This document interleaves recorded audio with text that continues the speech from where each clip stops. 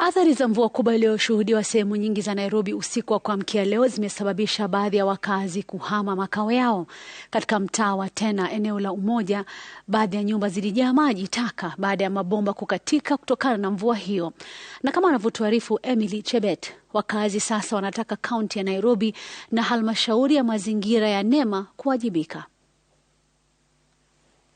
Michael Mwangi yuko ndani ya nyumba yake iliyofurika maji. Kwa siku kadhaa sasa, Michael amelazimika kutafuta mahala mbadala ya kulala baada ya bomba ya maji taka kupasuka. Kulingana na wakazi wa eneo hili, hali kama hii imekuwa kawaida, huku juhudi zao za kutafuta suluhu zimeambulia patupu. Hakuwezi kalika watoto, mimi mwenyewe nyumba ni yangu, lakini inabidi naenda kukodisha lodging huko niende nilale.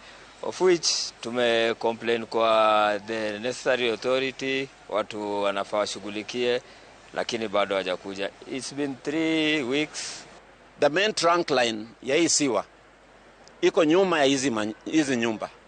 Between this estate and the next estate, which is Umoja 1, kuna what we call the buffer zone.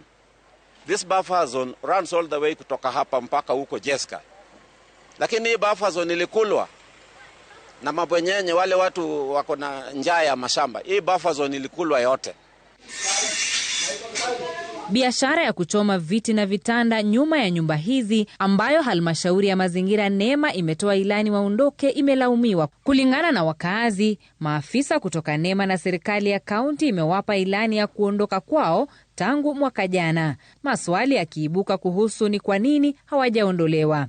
We have complained, we have raised issues. The area MCA knows, he has raised this issue. Ya hii buffer zone ifunguliwe, even through the county assembly.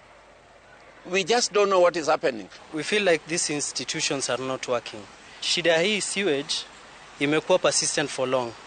Inakaaga like 1 month, then another month inapasuka, then it takes another 2 to 3 weeks to be solved.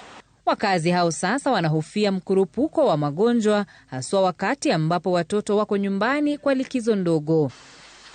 Emily Chebet, runinga ya Citizen.